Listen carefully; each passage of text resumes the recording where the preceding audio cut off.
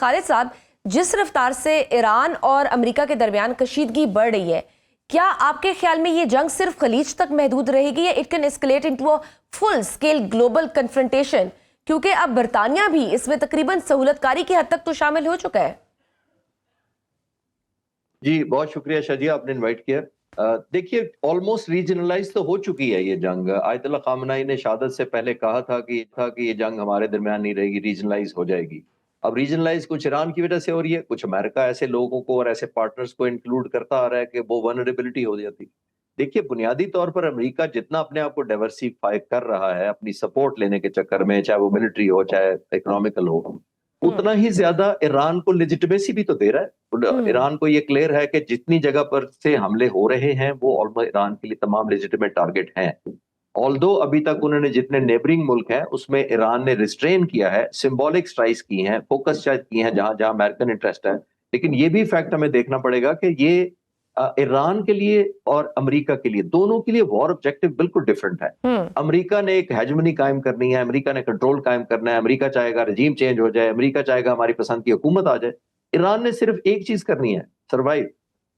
और ईरान ने किसी स्टेज पे ये नहीं कहा था जो अमेरिकन प्रेसिडेंट ने कहा था, उन्होंने कहा था हम इनविंसिबल हैं, हमें तो कुछ कह ही नहीं सकता कोई, और हम इनवनरेबल हैं। तो ये दोनों जो मिथ तोड़ी है अभी ईरान ने एक हफ्ते के दौरान, ये अमेरिकी प्रेसिडेंट को बहुत डैमेज करेगी। और जो ही मार्केट में ऑयल प्राइसेस हुई राइज, जो कि हो रही हैं, तो अमेरिकी प्रेसिडेंट को तो शायद मुझे लगता है लेने के देने पड़ जाएंगे, क्योंकि ओपिनियन बहुत जल्दी बदल जाएगी, जो कॉस्ट ऑफ लिविंग सबकी बदलेगी। यूरोप और अमेरिका तो अभी शायद कोरोना से ही नहीं निकल पाए। बिल्कुल सही। और सही, ये जो यूके ने बोला है कि जो ड्रोन टारगेट किया गया है ब्रिटिश एयरबेस साइप्रस में, उन्होंने कहा है कि वो ईरान से ओरिजिनेट नहीं किया।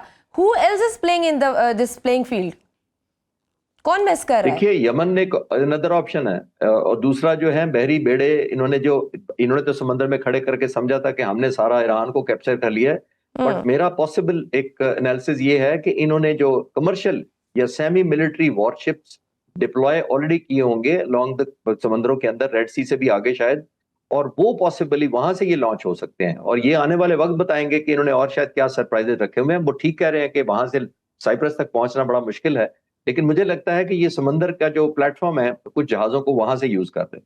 बिल्कुल सही। और ईरान की कौमी सलामती कौंसिल के सरबराह अली लारिजानी का तो दावा है कि ईरानी हमलों में 500 से ज्यादा अमरीकी फौजी मारे जा चुके हैं। अमरीकी फौजी क़यादत ने तस्लीम किया है कि ईरान के शाहिद ड्रोन्स अमरीकी फिजाई दिफा के लिए बड़ा चैलेंज बन गए हैं। क्या वाकई ये ड्रोन्स लो एल्टीट्यूड स्लो मूविंग थ्रेट होने की वजह से जदीद एयर डिफेंस को मुश्किल में डाले हुए हैं?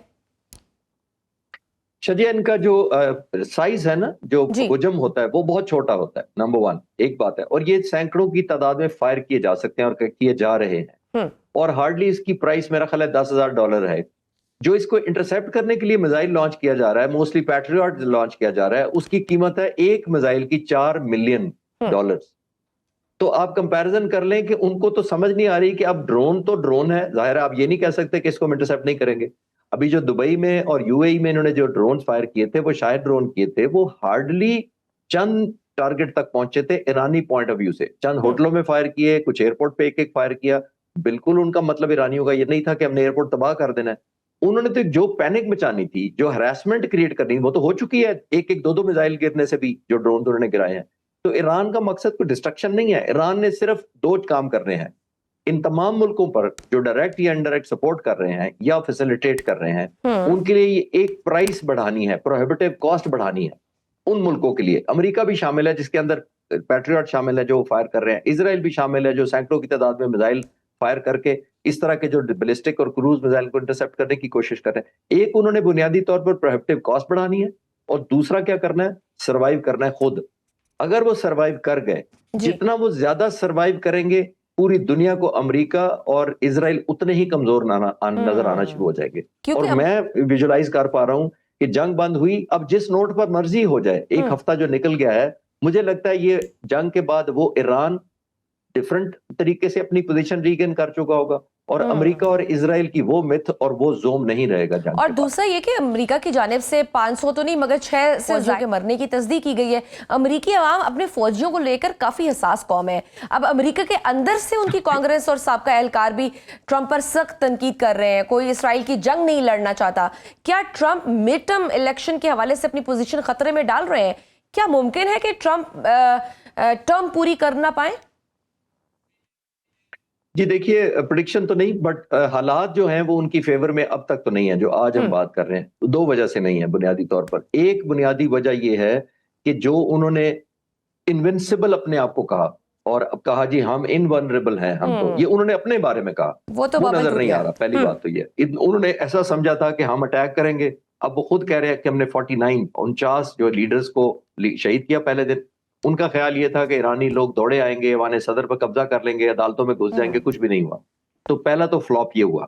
दूसरी बात एक जिस पे डिपेंडेंट है उनका, जिस जो आपका सवाल है, वो है कि बुनियादी तौर पर ऑयल प्राइसेस कहाँ जाती हैं, क्योंकि इकोनॉमिक हिट भी कोई भी दुनिया में नहीं लेना चाहता। अमेरिकन तो किसी जंग की वजह से लेने की पोजीशन में नहीं है। तो इसी वजह से आपने नोट किया कि American president state of Hormuz के अंदर बहरी जहाजों को कह रहे हैं कि हम आपको इंश्योरेंस देते हैं, हम आपको प्रोटेक्शन देते हैं नेवी की, हम आपको पास कराएंगे। लेकिन मानने को कोई भी तैयार नहीं है। 150 के करीब बहरी जहाज खड़े हैं कार्गो और फ्यूल लेकर साइडों पे। तो अगर ये एस्केलेशन हो गई ऑयल की तो बहुत ज्यादा जल्दी ओपिनियन चेंज हो जाएगी लोगों की जंग के खिलाफ, खासतौर पे अमेरिका में और इसराइल में। और उसके बाद प्रेसिडेंट ट्रंप का मेरा ख्याल है मिड टर्म जीतना बहुत मुश्किल हो जाएगा, खास तौर पर अगर कोई वॉर ट्रॉफी की शक्ल में कोई चीज इस जंग से वो ना दिखा सके लोगों को। अब तो जंग इस नहज पर आ गई है कि माशी वॉरफेयर इसका सबसे बड़ा हथियार बन गया है। एक तरफ ईरान ने आबनाए हुर्मुज को बंद किया हुआ है, तो दूसरी तरफ इसराइली वजारत खजाना के मुताबिक ईरान के खिलाफ जंग में इसराइल की मईशत को पहुंचने वाला नुकसान एक हफ्ते में तकरीबन $3 अरब से ज्यादा हो सकता है। क्या आप इस सारी सूरत हाल में इसराइल को बैकफुट पर जाता देख रहे हैं? देखिए, इजराइल का तो बुनियादी तौर पे लास्ट टाइम भी अगर मुझसे पूछें as a student of strategy या एयर पावर, तो पिछली दफा भी ईरान और इजराइल के दरमियान जो कॉन्फ्लिक्ट हुआ था, भरम इजराइल का टूटा था। ईरान के पास तो खोने को था ही कुछ नहीं पिछली दफा भी, और अभी भी कुछ खास नहीं है। इजराइल ने अपने आप को यही कहा हुआ था जो अमेरिका कहता है इनविंसिबल हूं मैं और वनरेबल नहीं हूं कभी मैं भी। तो वनरेबल हो भी गया और इतने पेनिट्रेट करके चाहे 10-15% मिसाइल या वेपन्स या क्रूज या बैलिस्टिक सारे पहुंच गए।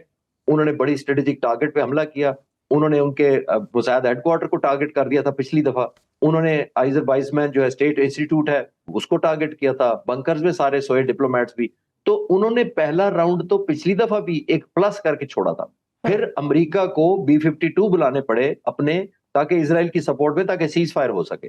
तो मेरा ख्याल है अभी इजराइल की जो इस वक्त जो इमेज चल रहा है वो लूज होता जा रहा है। और मैं एक लास्ट इस सवाल के जवाब में लास्ट कहना चाहूंगा कि जो मैं एक हफ्ते की जो जंग देख पा रहा हूं, जिस स्टेचर पर हमने ईरान को जाते हुए देखा था जंग में, वो अपग्रेड हुआ है एक हफ्ते में। और जिस स्टेचर पर इजराइल ने और अमेरिका में जंग लॉन्च की थी, और मुझे लगता है कि जंग खत्म होने के बाद भी वो अपना जो जोम और भरम है उसको मेंटेन नहीं कर सकेंगे। They will not be that Israel and that USA।